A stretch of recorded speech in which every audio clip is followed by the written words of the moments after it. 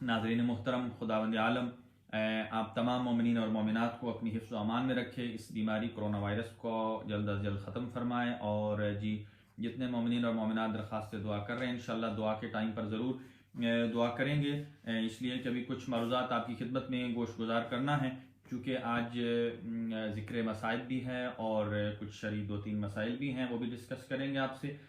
और अभी मैंने सूरह मुबारक अनफाल कल की गुफ्तगू जो आपके अज़हान आलिया में मौजूद रही होगी, तो हज़रत इमाम हसन मुजतबा अलैहिस्सलातु वस्सलाम के जो है वो सुलह के हवाले से कुछ मारूज़ात अर्ज़ की थी। और ये सुलह इमाम हसन अलैहिस्सलाम जो है वो पूरी इंसानियत के लिए एक खुश आयन पैगाम रहा है, और उम्मत मुस्लिमा के लिए बिलअख़स।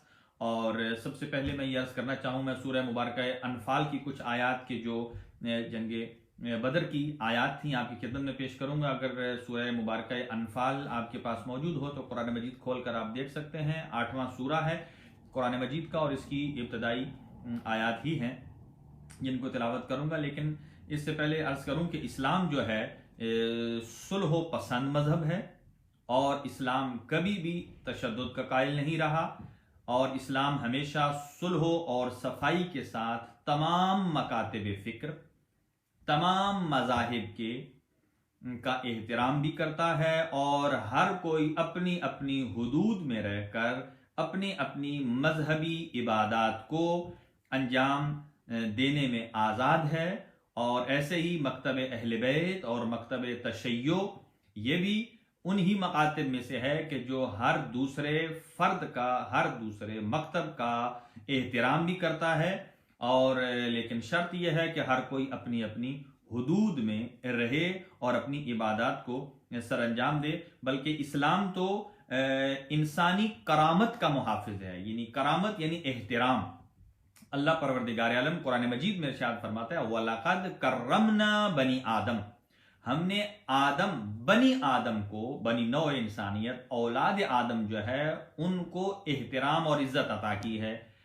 अब यहां इसमें कोई ऐसी शर्त नहीं है, किसी फिरके की नहीं है, किसी मजहब की नहीं है, किसी मकतब की नहीं है। यानी इस्लाम ऐसा मकतब है कि जो बशरी इज्जत का पासबान है, सिर्फ किसी मकतब का नहीं, किसी मजहब का नहीं, जो जो बशरियत के तकाजे पूरे करता है, बशरियत में आता है, इस्लाम उसकी इज्जत का कायल है, इस्लाम उसकी आबरू का मुहाफिज है और पासबान है। अलबत्ता ये जो जंगे बदर थी, और अलबत्ता यहां मैं इख्तिसास से ये भी अर्ज करना चाहूंगा कि मकतब अहले बैत दीगर मसलन मकातब फिक्र से मुतालिक जो एक तारीखी चीजें पेश करता है, उसका मतलब ये नहीं होता कि वो किसी दीगर मकातब की कोई नुमाइंदगी कर रहा है। कतअन नहीं, हर मकतब अपनी नुमाइंदगी करने का हक रखता है। हम सिर्फ उसी हिस्से को बयान करते हैं तारीख में से कि जो हमारे आइमा ताहरीन अलैहिस्सलाम के अदवार, उनके अक़वाल और उनके हालात जिंदगी के साथ मखसूस होता है। चूंकि हमारा अकीदा है कि जो इमाम है वो इमाम सिर्फ शियों के इमाम नहीं है, वो हैं, अभी आपने दुआ तवस्सुल में पढ़ा कि वो हुज्जतुल्लाह अलल खल्क अजमईन हैं, जो जो अल्लाह की मखलूक है उस पर हुज्जत खुदा हैं। वो 14 मासूमीन अलैहिस्सलातु वस्सलाम की ज़वात मुक़द्दसा हैं। जैसे रसूलुल्लाह हर मखलूक पर हुज्जत खुदा थे, ऐसे ही हजरत अली अलैहिस्सलाम से लेकर 12वें आका इमाम मेहदी अज्जलल्लाहु ताला फरजहु शरीफ तक भी सब के सब जो हैं वो इस दीन के पासदार हैं। और खुद इमाम हसन मुजतबा अलैहिस्सलातु वस्सलाम के बारे में जो 2 चीजें बहुत प्रोपेगेंडा की गई थी, 3 चीजें। एक तो ये कि आपको फसाहत और बलागत नहीं आती, आप तकरीर नहीं कर सकते, आप खुतबा नहीं दे सकते। और दूसरी बात कि आपने सुलह कर ली, यानी कि आपने मुआविया इब्न अबी सुफियान की बैअत कर ली, 2 बातें। और तीसरा कि इमाम अलैहिस्सलाम ने 300 के लगभग शादियां की हैं। ये 3 बातें जिनके जरिए प्रोपेगेंडा करके मकतब अहले बैत को और इमाम हसन मुजतबा अलैहिस्सलाम की शख्सियत को मजरूह करने की कोशिश की जाती है। लेकिन तीनों का मैं एक एक जुमले में जवाब अर्ज करके आगे बढ़ूंगा कि इमाम हसन मुज्तबा अलैहिस्सलाम ने मुआविया इब्न अबी सुफियान की बैयत नहीं की, बल्कि ये जो चार्टर था सुलो का, ये सुलो जो है ये ब्लैक पेपर यानी ब्लैंक पेपर, खाली कागज जो है मुआविया इब्न अबी सुफियान की तरफ से दिया गया था। कहा था, ए हसन मुज्तबा, जो शराइत आप लिखना चाहते हैं, जो आप मनवाना चाहते हैं, वो लिख दीजिए। तो जिसके पास ये इख्तियार आ जाए कि वो शराइत को लिख कर दे सकता है और वो मनवा सकता है, तो जो अपनी शराइत को मनवाता है वो मगलूब नहीं होता, वो गालिब होता है। एक बात। दूसरी, वो मफ्तूह नहीं होता, वो फातिह होता। क्यों? इसलिए कि ये अपनी शराइत को मनवा रहा है, ये इस मामले में जीत चुका है। और इमाम, दूसरी बात कि जो कहा गया कि आपको खुतबात फसाहत और बलागत नहीं आती, तो इस पर आज वक्त नहीं है, इंशाल्लाह फिर कभी अर्ज करूंगा। खैर 2-3 दिन के बाद फिर वो मौका आएगा कि हजरत अमीरुल मोमिनीन अली इब्न अबी तालिब अलैहिस्सलातु वस्सलाम की शहादत के बाद हजरत इमाम हसन मुज्तबा ने फौरन जो पहला खुतबा इरशाद फरमाया है, वो खुतबा क्या है, उसमें आपने किससे मुखातब हुए, और जो फसाद और बलागत के आपने उसमें मोती परो दिए थे, ऐसे ही लगता था कि लिसानुल्लाह का बेटा है जो लिसानुल्लाह के लहजे में बोल रहा है। अली इब्न अबी तालिब का बेटा है जो साहिब नहज बलागा का बेटा है, कि जो नहजुल बलागा की तफसीर में बोल रहा है। इस अंदाज से इमाम हसन मुज्तबा अलैहिस्सलातु वस्सलाम ने खुतबात इरशाद फरमाए। इंशाअल्लाह मैं आपकी खिदमत में अभी अर्ज करता हूं। और तीसरा एतराज ये होता है कि इमाम ने 300 जो है वो शादियां की और तलाकें दी। ये सरासर इमाम हसन मुज्तबा अलैहिस्सलाम की जात पर इल्जाम है, बोहतान है। मैं उसका एक हल्का सा आपको एक देता हूं, कंक्लूजन देता हूं। मुझे आप बताइए कि 300 शादी कर सकते हैं या नहीं कर सकते? ये खाका आपकी खिदमत में रख रहा हूं। पहला, ये बात याद रखिए कि इमाम हसन मुज्तबा अलैहिस्सलाम की उम्र मुबारक है 47 साल, 47 साल टोटल। और इसमें से आप निकाल दीजिए 15 साल बुलूगत के, जो बालिग हो तो आदमी शादी करता है, 15 साल बुलूगत के निकाल दीजिए 47 में से, तो पीछे रह जाते हैं 32 साल। यानी 32 साल के अंदर इमाम हसन मुज्तबा ने 300 शादियां की। कैसे मुमकिन है? ये एक थोड़ा सा खाका है जिसे अल्लामा ज़ीशान हैदर जवादी, खुदा उनको गरीक रहमत फरमाए, उन्होंने लिखा है। वो फरमाते हैं कि इस्लाम में एक हुक्म है जो सिर्फ मखसूस है रसूलुल्लाह सल्लल्लाहु अलैहि वसल्लम के साथ, और वो क्या है कि आप 4 से ज्यादा शादियां कर सकते थे। लिहाजा हुजूर ने 11 शादियां की हैं, और एक टाइम पर एक मुसलमान के लिए 4 शादियां करने का इम्कान है। ये बात याद रखिए कि ये बात साबित कर रहा हूं कि 332 साल में कैसे मुमकिन है। ये सिवाय प्रोपेगंडे के और कुछ नहीं है कि 4 शादियां बैक वक्त कर सकता है। अगर 5वीं करना चाहता है तो इन 4 में से किसी एक को तलाक देगा तो फिर 5वीं शादी कर सकता है। लेकिन जब तलाक देगा तो उस तलाक की मुद्दत भी 3 महीना है। इद्दत वफात, इद्दत तलाक जो है वो 3 महीने है। इद्दत तलाक को भी गुजारना है, इसलिए कि इन बिटवीन वो रुजू भी कर सकते हैं। तो इस तरह 3 आप यूं समझ लीजिए कि एक साल में अगर बहुत भी कोई आदमी करे तो साल में 12 शादियां हो सकती हैं। और 300 का अदद पूरा करने के लिए कि 300 शादियां अगर एक साल में 12 हों तो 300 कितने साल में होंगी? 25 साल में। 25 साल में। और सिर्फ शादी नहीं करनी, जो शादी की जाती है उस खातून का हक महर भी दिया जाता है, और हक महर फातिमी। इन 300 का जो हक महर फातिमी है, 500 दिरहम अगर किया जाए तो वो बनता है 1,50,000 दिरहम। और उस वक्त कैफियत यह थी कि माले फदक भी जब्त हो चुका था, और अहले बैत अतहार अलैहिस्सलातु वस्सलाम जो हैं वो इस कैफियत में, फराखी की कैफियत में नहीं थे। और फिर सिर्फ हक महर नहीं देना बल्कि सबका नानो नफका भी देना है।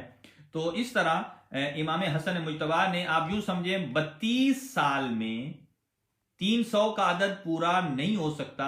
ये सरासर एक इमाम की तौहीन है और इमाम हसन मुजतबा अलैहिस्सलातु वस्सलाम की। और फिर 35 हिजरी से पहले पहले तो खुलफा का दौर था, अमीर अल मोमिनीन की खिलाफत शुरू होती है 35 साल में। अगर वहां भी आप कहें कि बैतुल माल से आपने लिए हैं, लेकिन यहां मैं एक और बात क्लियर कर दूं, एक और भी सवाल आजकल गर्दिश कर रहा है कि आइम्मा ताहिरीन का रोजगार क्या था, वो क्या करते थे।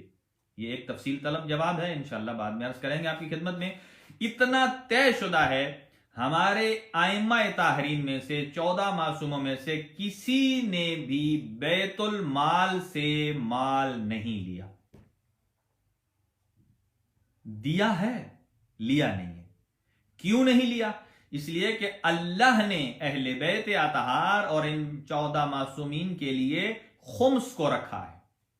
जब मोमिनीन खुम्स दे देते हैं, जिनको अल्लाह ने मवद्दत का हक अदा किया है, वो हिस्सा नहीं है, वो कोई आले मोहम्मद पर एहसान नहीं कर रहा कि हम आपकी मदद कर रहे हैं, नहीं, ये अपने आमाल की कबूलियत के लिए, अपने माल को पाक करने के लिए मोहम्मद व आले मोहम्मद अलैहिस्सलाम का खुम्स का हिस्सा अदा करता है, ताकि इसके अपने माल की ततहीर हो जाए। गोया आले मोहम्मद का इस बंदे पर एहसान है कि इसका खुम्स लेकर इसके माल को पाक करते हैं।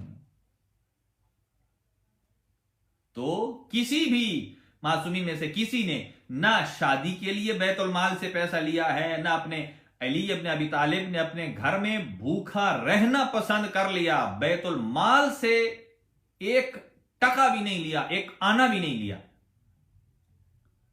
और बैतुल माल में जो आता था, आगे तफसीलात उसकी अर्ज करूंगा आपकी खिदमत में। हर रोज अमीर अल मोमिनीन सुबह जो बैतुल माल में आते थे पैसे, रात तक फुकरा में तकसीम करके, रात को बैतुल माल में झाड़ू देकर, झाड़ू कौन देता है? अमीरुल मोमिनीन, खलीफतुर रसूल, हुज्जत खुदा, झाड़ू देकर 2 रकत नमाज अदा करके सजदे शुक्र में जाकर फरमाते हैं, ऐ अल्लाह तेरा लाख लाख शुक्र है कि अली ने, जो तूने जिम्मेदारी अली को दी थी, बैतुल माल को मैंने फुकरा तक पहुंचाकर मैं बरियो जिम्मा हो गया हूं और मैंने अपना हक अदा कर दिया है। तो ये नहीं कहा कि अपने घर ले जाएं। इसीलिए आले मोहम्मद में और बाकी अगनिया में बड़ा फर्क है। बाकी जो गनी हैं, अगनिया हैं, मालदार हैं, सरवतमंद हैं, दौलतमंद हैं, उनमें और आले मोहम्मद में फर्क यह है कि वो माल लेकर, चुरा कर, कहीं से हासिल करके वो मालदार बनते हैं। आले मोहम्मद माल देकर गनी बनते हैं।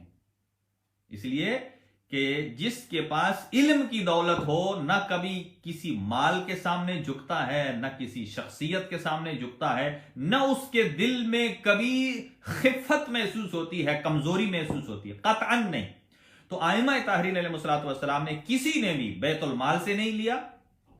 और इमाम हसन मुजतबा जो है, मौला कायनात के बाद इमाम हसन मुजतबा जब सुलह हो गई तो बैतुल माल चला गया मुआविया इब्ने अबी सुफियान के पास। लेकिन जो शराइत तय की थी कि कूफा का जो है वो बैतुल माल मेरे पास रहेगा और शियान अली इब्न अबी तालिब को इतना पैसा दिया जाएगा, उस पर कारबंद नहीं रहा हाकिम शाम। लिहाजा के अभी मैं अर्ज करता हूं आपकी खिदमत में, इब्ने अबिल हदीद हैं जो मुअतजिली अहले सुन्नत के राइटर हैं, और उन्होंने नहजुल बलागा पर शरह भी लिखी है, जिसको वो नाम देते हैं,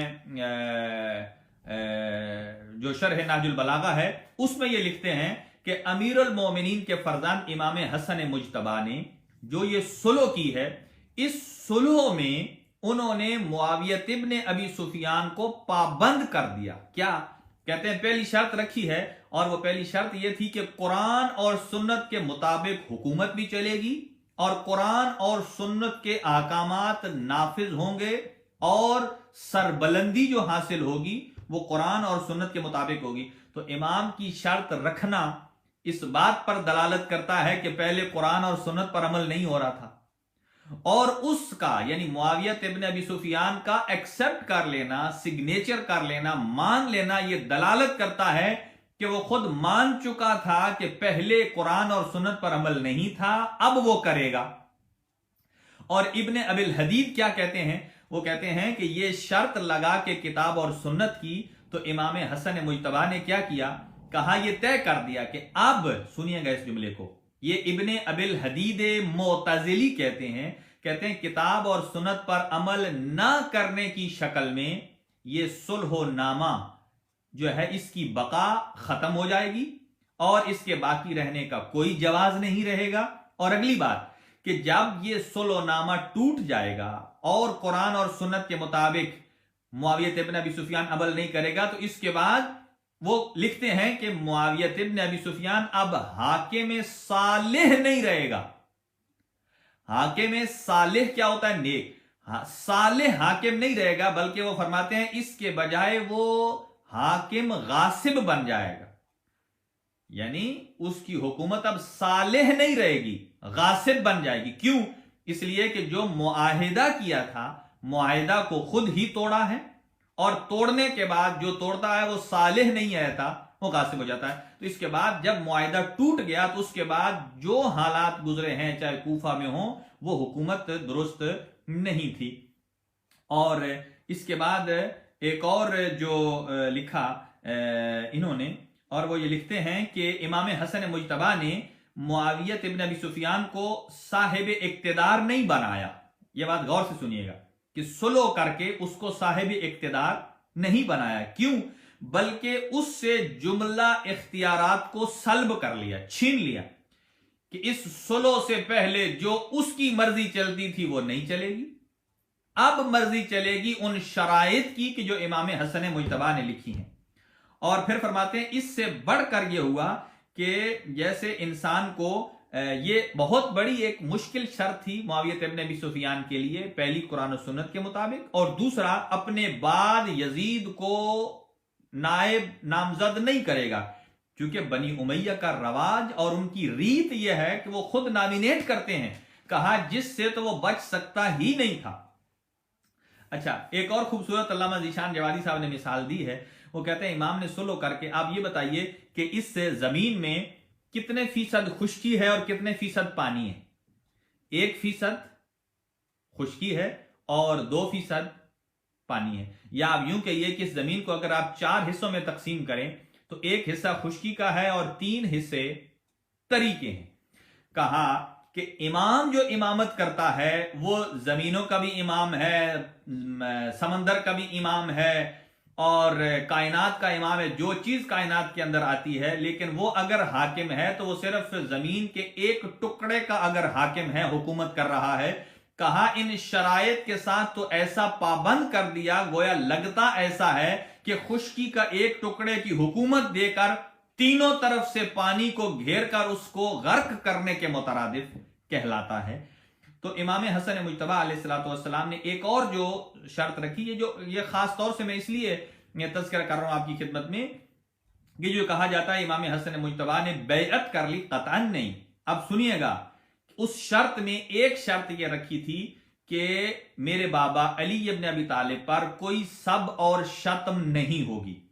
और यहां अल्लामा ज़ीशान जवादी साहब लिखते हैं कि इस शर्त का हाकिम शाम को पाबंद करके इमाम हसन मुजतबा ने जुर्म का इकरार ले लिया। अल्लाह अकबर, बहुत खूबसूरत जुमला है, मुझे बहुत लुत्फ आता है इस जुमले को देखते हुए, पढ़ते हुए।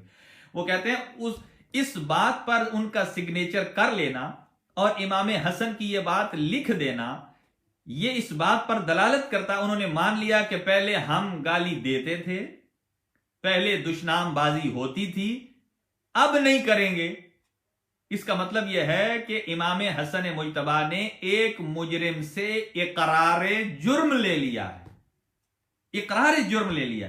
और फिर इसका दूसरा फायदा यह हुआ कि वो मुहिब्बान अली इब्न अबी तालिब जो फजाइल अली को पहले नशर नहीं कर सकते थे, मैं आ गया अपने मतलब पर, क्योंकि अय्याम हजरत अली इब्न अबी तालिब के हैं, तो वो अली इब्न अबी तालिब के असहाब के जो खुल्लम खुल्ला अहादीस मुबारक रसूलुल्लाह सल्लल्लाहु अलैहि वसल्लम जो हजरत अली अलैहिस्सलाम के बारे में थी उनको नकल नहीं कर सकते थे, पाबंदी थी, और उनको जदोकोब किया जाता था कि फजाइल अली क्यों पढ़े जा रहे हैं।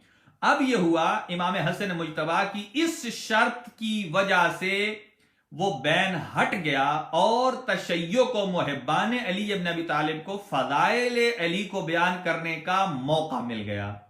एक बात। दूसरी,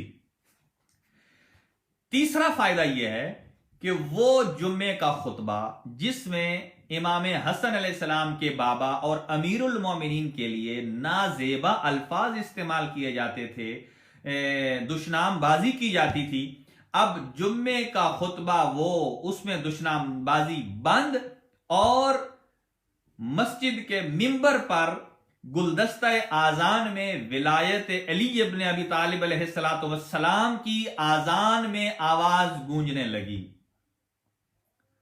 जाहिर है उस वक्त अगर आजान दी जाती और उसमें कहा जाता अशहदु अन्ना अमीर अल मोमिनीन अलीयन वलीउल्लाह, तो दुश्मन को तकलीफ होती थी इसलिए कि वो अमीर अल मोमिनीन अपने आप को बना चुके थे। लेकिन हजरत इमाम हसन मुजतबा ने यह शर्त लगाई क्या कि आज के बाद अमीरुल मोमिनीन का लक़ब सिर्फ मेरे बाबा के लिए रहेगा और कोई यूज नहीं करेगा। ये क्या है?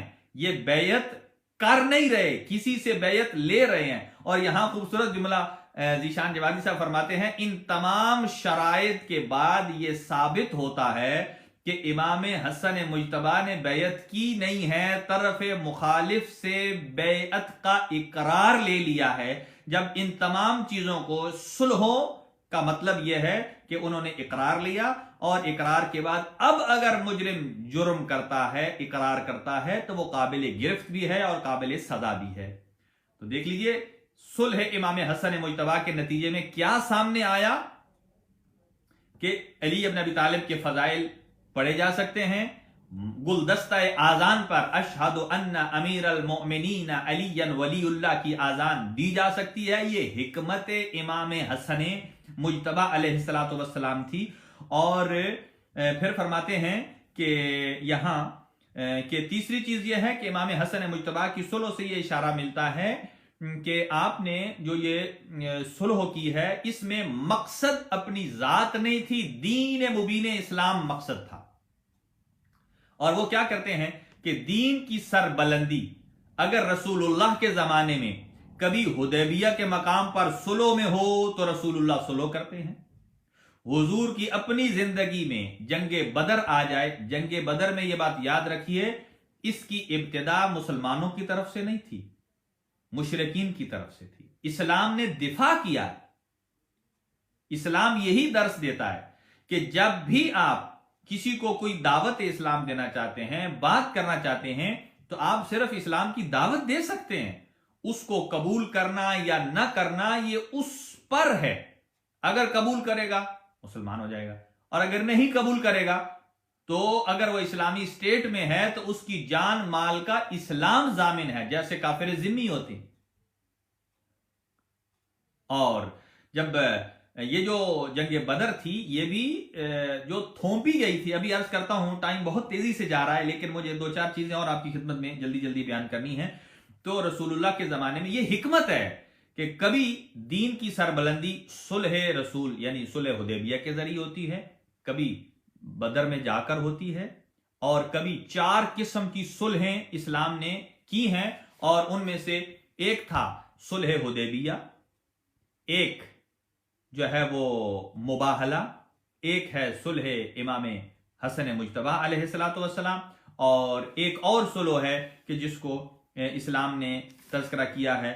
और वो चौथी चीज जो है वो ये है कि जो फदक मिला था यहूद से, वो भी जंग के नतीजे में नहीं था, वो सिर्फ सुलह की शक्ल में मिला था। तो कहा कि जब सुलहों से, सफाई से, बगैर खून बहाए मामला हल हो रहा है तो इस्लाम कभी भी अमन और आशती का दीन है, कभी खून रेजी की तरफ नहीं बढ़ता, कभी किसी की तौहीन की तरफ नहीं बढ़ता, कभी किसी के घर पर हमला नहीं करता, कभी किसी के घर में बगैर इजाजत के दाखिल नहीं होता।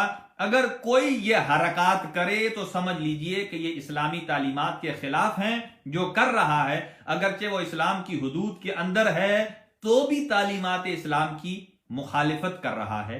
तो ये हसन मुज्तबा अलैहिस्सलाम की ये जो सरोसी ये 3 प्रोपेगेंडे किए गए थे और तीनों के तीनों जो है वो नाकाम हुए और नामुराद हुए, और उनके नतीजे में इमाम हसन मुज्तबा अलैहिस्सलाम की सुलहों के नतीजे में आज भी इस्लाम अपना सर फख्र से बुलंद करता है। शर्त यह है कि वो जाने कि वो असरार और रुमूज क्या थे कि जिनकी बिना पर इमाम हसन मुज्तबा अलैहिस्सलाम ने जो है वो अलबत्ता इतना अर्ज कर दूं कि इस्लाम भी चाहता है कि सुलह होनी चाहिए, लेकिन आपका अकीदा अपनी जगह महफूज रहे और मुश्तरका जो है मसाले उन पर आप अगर आ जाएं, तो जैसा कि मुशरिकीन मक्का जो थे उन्होंने कहा था या रसूल अल्लाह आप ऐसा करें, ए मोहम्मद मुस्तफ़ा मोहम्मद इब्न अब्दुल्ला, उन्होंने कहा कि सल्लल्लाहु अलैहि वसल्लम आप ऐसा करें कि हम आपके खुदा को मान जाएंगे लेकिन आप हमारे खुदाओं को कुछ ना कहें। हम अगर एक दिन अपने खुदा को मानेंगे तो एक हफ्ता आपके खुदा को मान लेंगे। हुजूर ने फरमाया नहीं, कहा हमारा अकीदा ये नहीं है। और फिर फरमाया मुसालत एक सूरत में हो सकती है, हम अपने खुदा को एक हफ्ता पूजते हैं, आपके खुदा को 1 महीना कर लेंगे, या अपने खुदा को 1 महीना, आपके खुदा को 1 साल। हजरत ने फरमाया नहीं, ये नुक्ता इश्तिराक नहीं है, ये हमारे अकीदे के खिलाफ है। लिहाजा इस जगह फरमाया लकुम दीनुकुम वलिय दीन, आपके लिए अपना दीन है और हमारे लिए अपना दीन है। लेकिन ये बात याद रखिए, और सूरह मुबारक काफिरून जो है वो इस बात की तरफ निशानदही करती है कि इस्लामी नुक्ता निगाह से अकीदे का महफूज रहना साबित है तो सुलह हो सकती है। यानी अकीदा महफूज रहे तो सुलह हो सकती है, लेकिन अगर अकीदा खतरे में पड़े तो फिर सुलह का इम्कान नहीं है, क्योंकि इस्लाम अपने अपने अकीदे के तहफ़्फ़ुज़ पर सुलह और सलामती का कायल है। मसलन जैसा कि यहां हमारे बेल्जियम में जितने मसालिक हैं, हर कोई अपने मसलक अपनी हुदूद में रहता है, अपनी तालीमात को आम कर रहा है, अपने अपने मराकिज में इबादत कर रहा है, कोई किसी से उलझता नहीं है, कोई किसी की तालीमात को ठेस नहीं पहुंचाता है, अपने अपने अकीदे को फरोग दिया जा रहा है। लिहाजा यहां पर इस चीज को अच्छा सराहा जाता है। और अभी चूंकि वक्त इंतहाई कम रह गया है, तो मैं आपसे ये गुजारिश करूंगा कि आप जो है सूरह मुबारक अनफाल में उसका एक खुलासा दे देता हूं आपकी खिदमत में, और वो ये है कि जंग बदर जो है वो पहली जंग है इस्लाम की, और चूंकि ये कल का दिन गुजरा है, कल भी रह गई थी, तो मैं यहां अर्ज करता हूं आपकी खिदमत में 4-5 मिनट में उसका खुलासा अर्ज करके फिर मसाइल की तरफ बढ़ूंगा कि ये जंग बदर जो है ये मक्का से मदीना हिजरत के बाद, चूंकि जंगें सब जो है वो हिजरत के बाद शुरू हुई हैं, तो मुसलमान हुजूर सरवर कायनात और जो मुशरिकीन थे वो मुसलमानों को और हुजूर पाक को मक्का में सताते थे। अल्लाह ने इजाजत दी, हुक्म दिया कि आप मक्का से मदीना हिजरत कर जाइए। अब रसूलुल्लाह हिजरत करके मदीना आ गए, फिर भी सताने लग पड़े। और वो जब हिजरत करके आए तो जो मक्का में प्रॉपर्टी थी रसूलुल्लाह सल्लल्लाहु अलैहि वसल्लम की, मुसलमानों की, वो मुशरिकीन मक्का ने कब्जा कर लिया था, जिनमें अबू सुफियान भी मौजूद था। अबू सुफियान भी कब्जा ग्रुप में था, इसलिए कि अबू सुफियान ने जो जाहिरन इस्लाम कबूल किया है वो फतेह मक्का पर किया है, और फतेह मक्का जो है वो मदीना आने के काफी अरसे के बाद हुई है। और ये जंगे बदर का असल सबब ही अबू सुफियान था। क्यों? इसलिए कि जब मुसलमान हिजरत करके मदीना आ गए और मुसलमानों की प्रॉपर्टी और उनके माल को, जो भी था माल मवेशी, सबको कब्जे में ले लिया, और उसको फिर ये अबू सुफियान चूंकि बिजनेसमैन था और शाम में जाता था माल बेचने के लिए, लिहाजा इसने वो कब्जा करके तो जो माल बेचने के लिए गया उसमें उस माल कब्जा शुदा मकबूजा माल को भी फरोख्त करने के लिए ले गया। लिहाजा वहां जब गया, कमाया, ज्यादा हुआ। अब वापसी पर जब उसको आना था तो वो मक्का आए, लेकिन मदीना के रास्ते से आना था। वो या आना था या जानबूझकर आया कि वो मदीना आया, और मदीना से फिर मदीना पहुंचने से पहले पहले उसने एक जगह पड़ाव किया, और पड़ाव करके एक कासिद को भेजा मक्का, जो अकाबरीन थे, अबू लहब, अबू जहल। ये बात याद रखिए कि अबू लहब इस जंग में शरीक नहीं हुआ था, अबू जहल शरीक था। अबू लहब क्यों नहीं शरीक हुआ? उसे आतिका हजरत अब्दुल मुत्तलिब की बेटी हुजूर सर्वे कायनात की फूफी, उन्होंने एक ख्वाब देखा था और वो बताया था कि अगर इस जगह जाओगे तो तुम्हारी तबाही है, तुम्हारी बर्बादी है। तो वो उन पर एतबार करता था। उस ख्वाब पर एतबार करके अबू लहब इस जंग में नहीं आया, अबू जहल आया। तो अबू सुफियान ने क्या किया, उसने कहा कि जो मुशरिकीन मक्का थे, कुरैश के सरदार, उनको एक कासिद भेजा जो बड़ी तेजी से गया, हामता हुआ कामता हुआ। उनको जाकर कहो कि चूंकि अब मुसलमान मक्का से मदीना हिजरत करके आ चुके हैं और मुझे मदीना जाना है और यहां से फिर मक्का आना है, तो मुसलमान जो हैं वो मेरा माल कब्जा करने के लिए आ रहे हैं, बढ़ रहे हैं, लिहाजा आप लश्कर भेजो और मुझे बचाओ। लिहाजा जब वो हामता कामता वहां पहुंचा तो मुशरिकीन मक्का ने क्या किया, एक 950 अफराद पर मुश्तमिल एक लश्कर तैयार किया। ये 950 अफराद की तादाद मुअर्रिखीन बताते हैं, ये बताती है ये अबू सुफियान के काफिले को बचाने के लिए नहीं आया था। अबू सुफियान ने यह भी कहा था कि आओ और इनको अभी जो ताजा ताजा इस्लाम है इनको खत्म कर दो, ताकि इसके बाद ना इस्लाम रहे और ना इनकी बालादस्ती रहे। लिहाजा वो उनको उधर से पैगाम दे दिया, वो आ गए और अबू सुफियान समंदर के रास्ते से होते होते मक्का पहुंच गया, उसे कोई नुकसान नहीं हुआ। लेकिन जब हुजूर को पता चला कि वो लोग आ रहे हैं तो हुजूर इस अपने दिफा के लिए अपने शहर से बाहर निकले। 313 अफराद बदर में हुजूर के साथ थे। अब मैं अर्ज करूं आपकी खिदमत में, यहां जैसे 313 ये अफराद बढ़े और उधर से 950, और एक जगह बदर, बदर कहते हैं एक जौहड़ को, एक कुआं, एक जगह गढ़ा जहां पानी मौजूद था। और जैसे ही वो लोग वहां आए, हजरत अमीरुल मोमिनीन भी थे। इधर से 313 मुसलमानों का काफिला गया दिफा करने के लिए, और हर एक की कोशिश होती है कि पानी के करीब पड़ाव डाला जाए। और वहां जैसे ही करीब गए तो दो गुलाम थे कि जो जासूसी के तौर पर मुशरिकीन मक्का की तरफ से आ रहे थे। हजरत अली जब आगे पहुंचे, जल्दी से उन गुलामों को पकड़ लिया और हुजूर के पास लाए। कहा बताओ किस लिए आए थे? उन्होंने कहा बस हम जासूसी के लिए आए थे, पानी भरने के लिए। और इन्हीं से पूछ लिया अमीरुल मोमिनीन ने। जाहिर है अमीरुल मोमिनीन का रोब हो और गुलाम न बताए। और चनांचे वो उसने बताया कि हजरत ने पूछा बताओ उनकी कितनी तादाद है? उसने कहा मुझे नहीं पता। हजरत ने कहा ये बताओ वो जब खाना खाते हैं तो कितने जानवर ज़िबा करते हैं? कहा 9 या 10 ऊंट ज़िबा करते हैं। तो इससे अंदाजा लगा लिया कि उनकी तादाद 9, 950 या 1000 के लगभग। उस एतमाद से आगे बढ़े। अब यहां हुजूर जब निकले तो मुसलमानों को कुरान ने वादा किया, ये जो दो गिरोह हैं, एक अबू सुफियान का माल वाला और एक वो जो 950 अफराद आ रहे हैं उनके साथ जंग करने वाला। तो अल्लाह ताला ने वादा दिया कि इन दो में से एक की फतह आपके नाम है। लेकिन उनमें से भी मुसलमान दो गिरोह में तकसीम हो गए। कुछ लोग कहने लगे हमने माल के पीछे जाना है। हुजूर से कहा कि उन पर डाका डालिए, अबू सुफियान पर, ताकि हमें माल मिले। इसका मतलब यह है कि जो डाका मार के माल लेने वाले और अपने आप को मालदार कहलाने वाले, ये वही हिस्स है जो जमाने जाहिलियत की थी। और अल्लाह ने वादा कर रखा था कि उनसे लड़ना है, माल नहीं कमाना। तो यहां एक बहुत बड़ी शख्सियत है। मैं अच्छे पैराए में इसी तरह बयान कर सकता हूं कि खुलफा में से एक खलीफा भी थे और उन्होंने हुजूर सर्वे कायनात से कहा नहीं, हमने तो इतना कमजोर देखा नहीं है आज तक, अल-अयाज़ु बिल्लाह। नबी कहा कि आप उनसे करिए, आप इनके साथ जा रहे हैं, उनकी तादाद इतनी ज्यादा है, वो तो हमें मार देंगे, वो हमें खत्म कर देंगे। और फिर इसी सूरह अनफाल के शुरू में अल्लाह ताला फरमाता है कि यसअलूनका अनिल अनफाल, ये जो जंग के नतीजे में माल मिलेगा, ये माल या अल्लाह का है या उसके रसूल का है। इस पर एक पूरी गुफ्तगू है, इंशाल्लाह आज नहीं फिर अर्ज करूंगा आपकी खिदमत में कि आजकल ये भी एक सोशल मीडिया पर है कि जनाब फातिमा का कोई हक नहीं था, फदक नहीं था, रसूल की प्रॉपर्टी नहीं थी। जो कहता है कि रसूल की प्रॉपर्टी नहीं थी वो कुरान का मुनकिर है, अल्लाह का मुनकिर है। वो सूरह अनफाल को खोल कर देखे, सूरह अनफाल की पहली आयत है यसअलूनका अनिल अनफाल। ए मेरे हबीब, ये लोग अनफाल के बारे में आपसे पूछेंगे। अनफाल क्या है? अनफाल जमा है नफल की। नफल होता है जायद नमाज। जैसा कि वाजिब नमाज जो फर्ज नमाज होती है उससे जायद जो नमाजें होती हैं, रकातें होती हैं, उन्हें नवाफिल कहा जाता है। वो वाजिब से जायद हैं।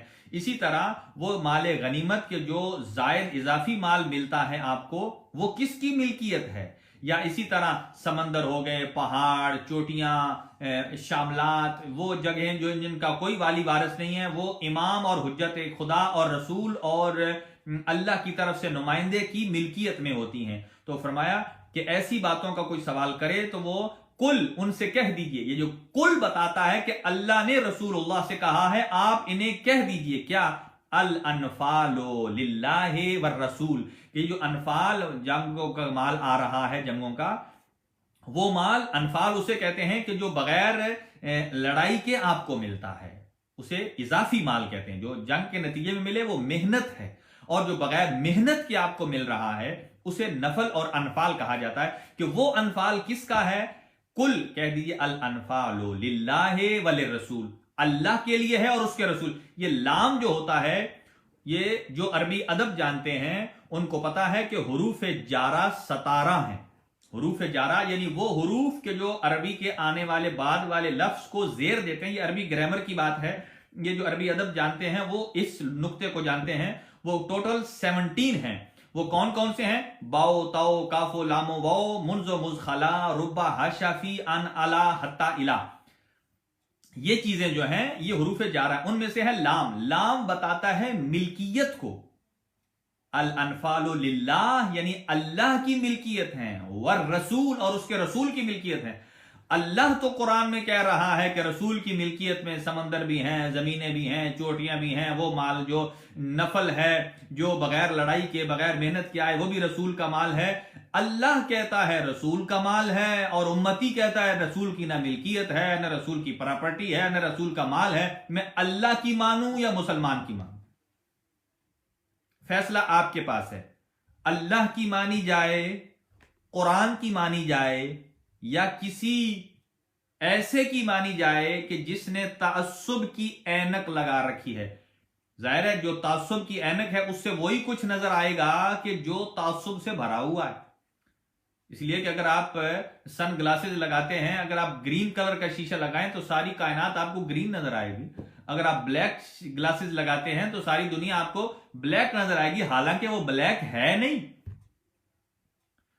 तो अगर किसी ने बुग़्ज़ अहले बैत, बुग़्ज़ रसूलुल्लाह की ताअस्सुब की ऐनक लगा दी है तो अब उसे वही ताअस्सुब नजर आएगा। कुरान में भी, हदीस में भी, तारीख में भी, हर जगह नजर आएगा।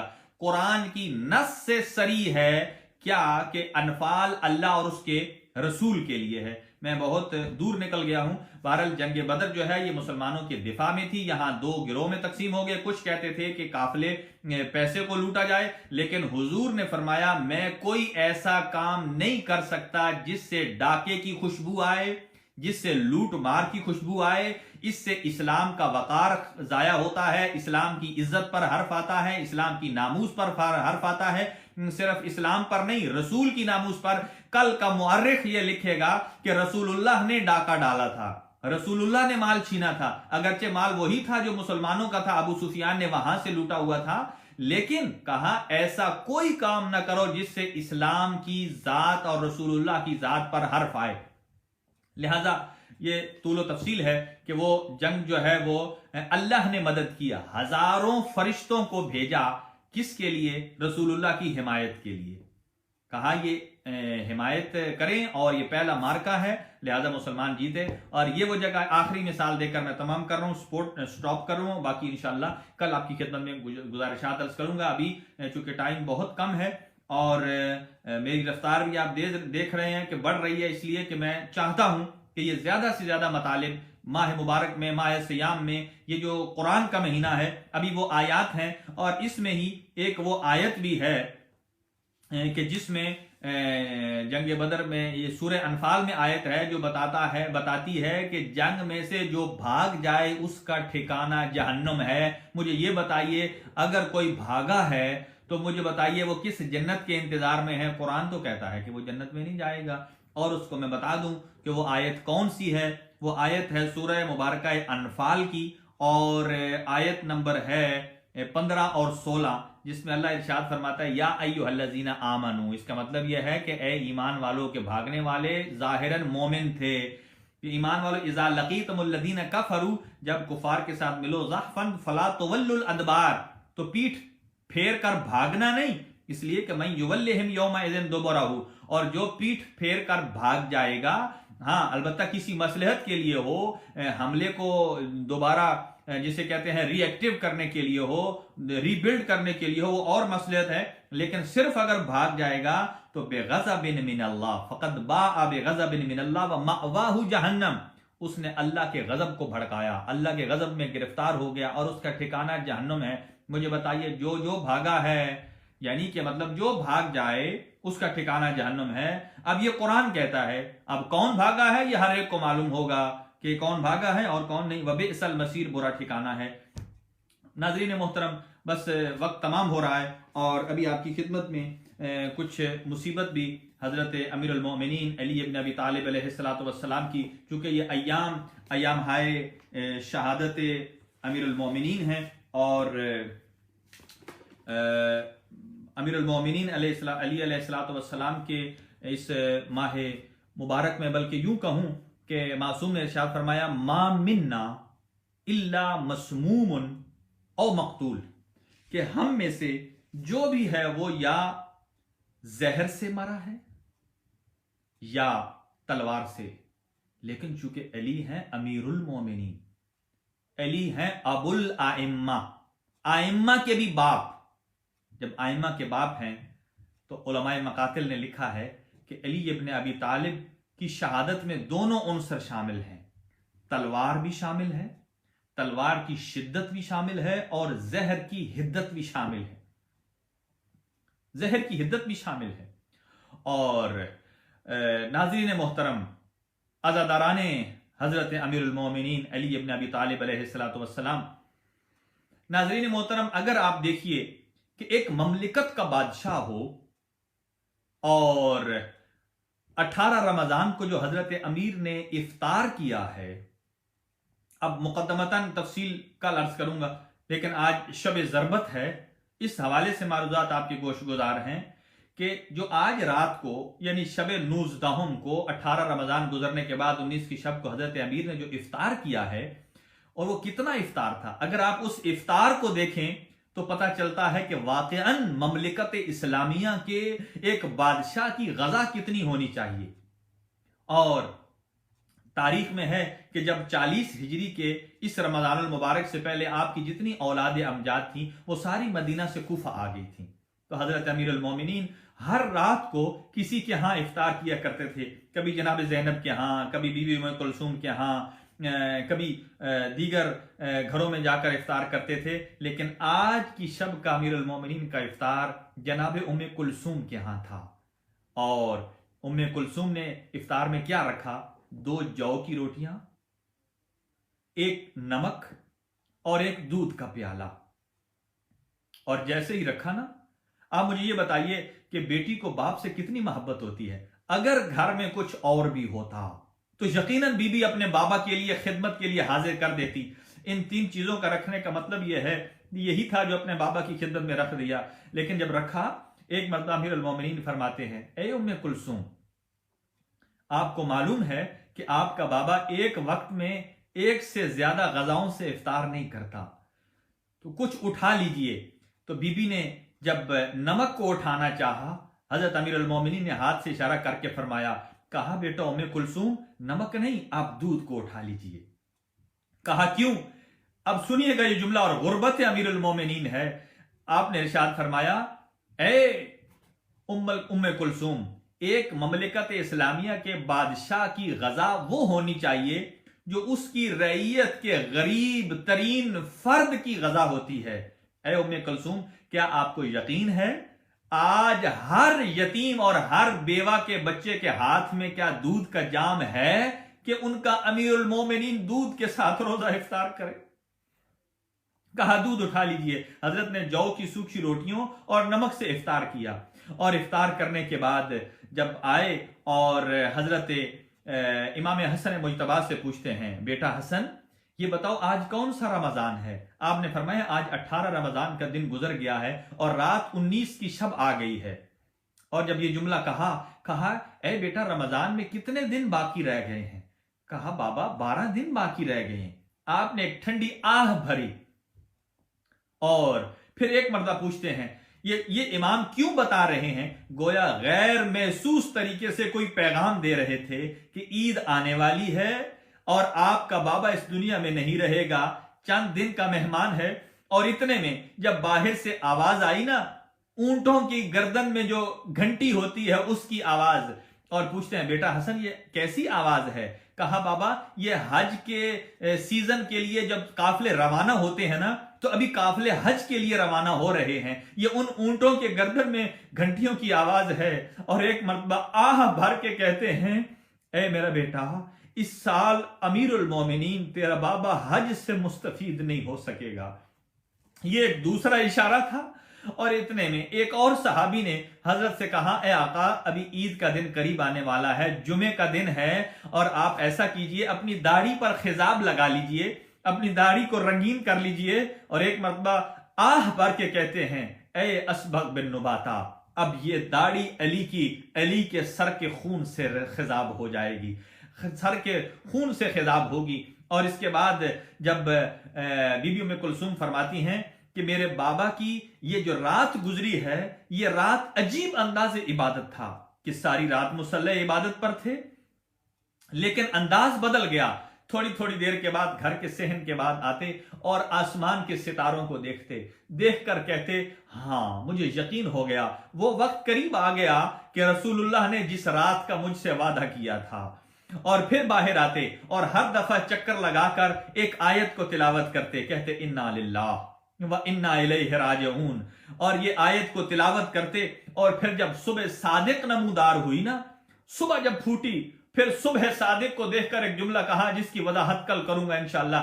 फरमाते हैं, ए सुबह सादिक तू गवाह रहना, मुनज़ु वुलिदतु लम अज़ल अरा तालिआ वमा रायतनी क़त्तु राकिदा। ए सुबह सादिक तू गवाह रहना, जब से अली पैदा हुआ है तब से अली ने तो तुझे हर सुबह उभरते देखा है, लेकिन कभी तूने अली को बिस्तर पर सोए नहीं देखा। अज़ादारा ने मज़लूम करबला जब ये जुमले कहे, इसके बाद हजरत अमीर जब घर से बाहर निकलने लगे तो जिन हजरात ने नजफ अशरफ में मौला अमीर का वो घर देखा है ना, जो मस्जिद कूफा के बिल्कुल फासले पर है, मैं दुआ करूंगा कि अल्लाह हर मोमिन की दिल की ख्वाहिश को पूरा करे। अल्लाह आपको बार बार अमीरुल मोमिनीन का वो घर दिखाए, मस्जिद कूफा का वो सीन और वो मंजर दिखाए। बल्कि बहुत सारे मोमिनीन ने आज अपने स्टेटस पर मस्जिद कूफा की तस्वीर लगाई है। नाजरीन मोहतरम, जब हजरत उस घर से बाहर निकलने लगे ना, घर में बतखें पाल रखी थी और बतखों ने चीखना और शोर मचाना शुरू कर दिया। और अमीरुल मोमिनीन ने अपने घर वालों को वसीयत की, कहा देखो ये बतखें हैं ना, ये जो चिल्ला रही हैं, और इनकी खुराक का अगर बंदोबस्त कर सको तो इन्हें घर रखना, और अगर न कर सको राह खुदा में आजाद कर देना।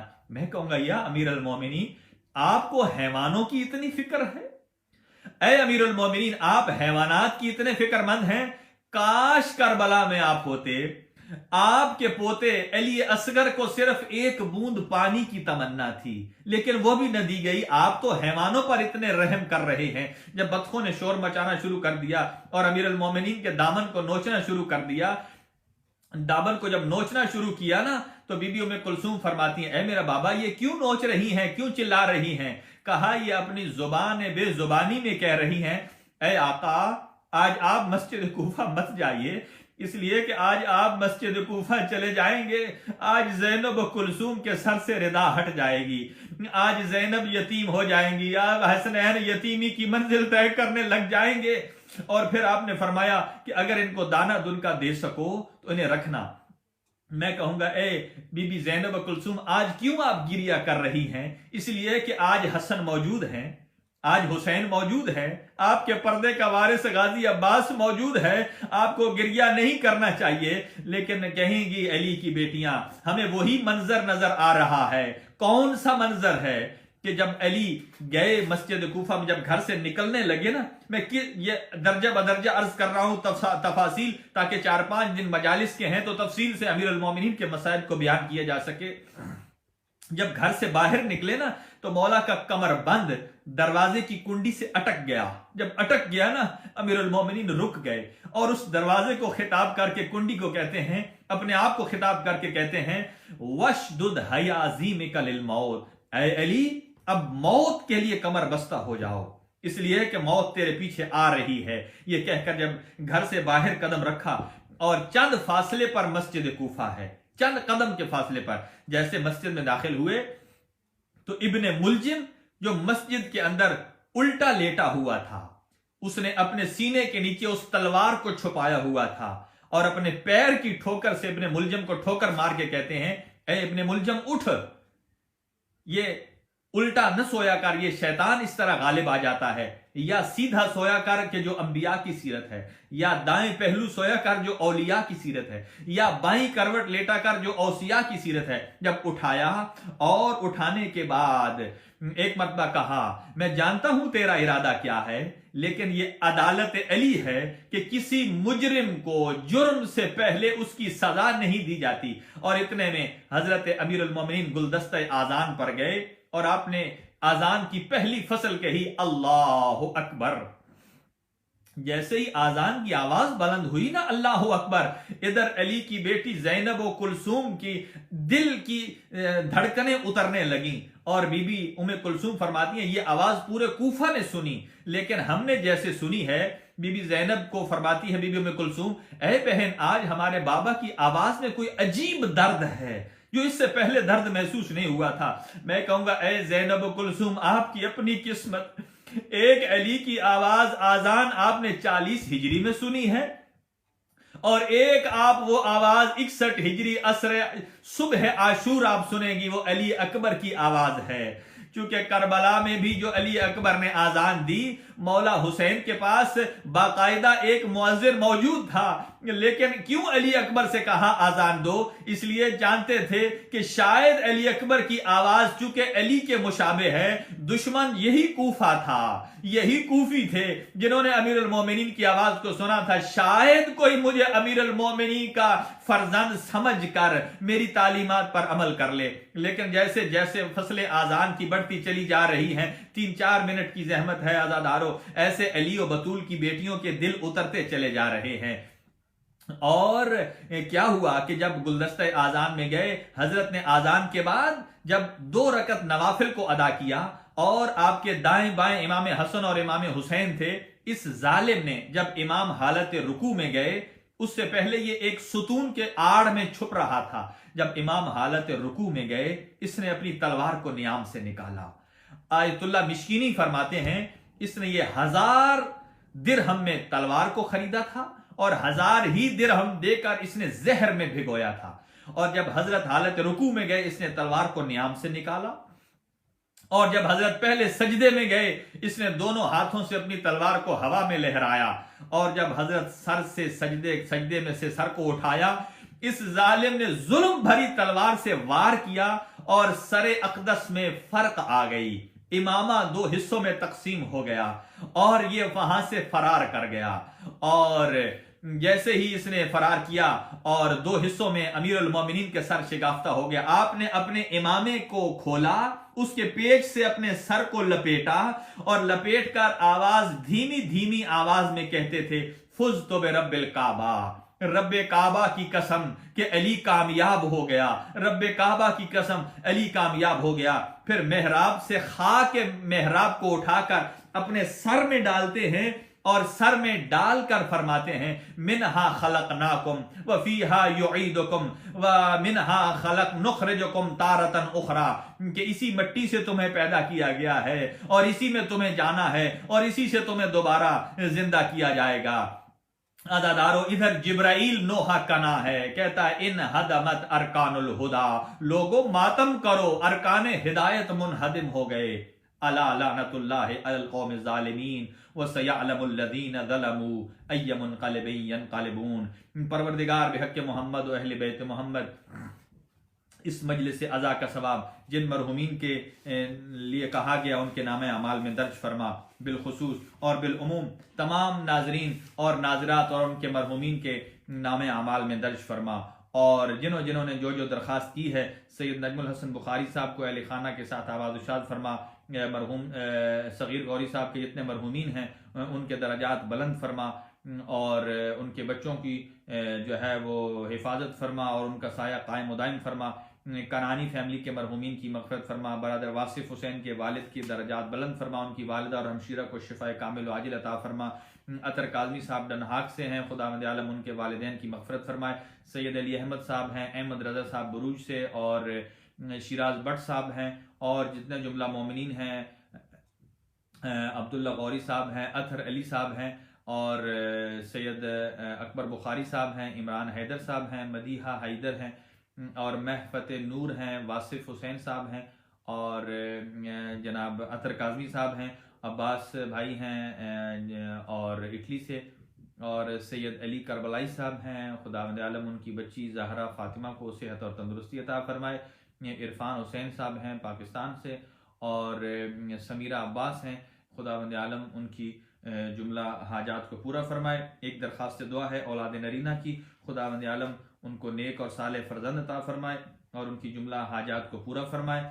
और जिन जिन मोमिनीन ने दरख्वास्त दुआ की, सब की दुआओं को पूरा फरमाए। इंशाल्लाह दुआएं जारी और सारी रखेंगे। अब वक्त तमाम है 10:30 बजे इंशाल्लाह ठीक आमाल होंगे। आपसे गुजारिश है कि मैं ठीक 10:30 बजे ऑनलाइन हो जाऊंगा, और इंशाल्लाह उस वक्त सारी तफसीली दुआएं करेंगे। वसल्लल्लाहु अला सय्यिदना मुहम्मदिन व आलिहि ताहिरीन।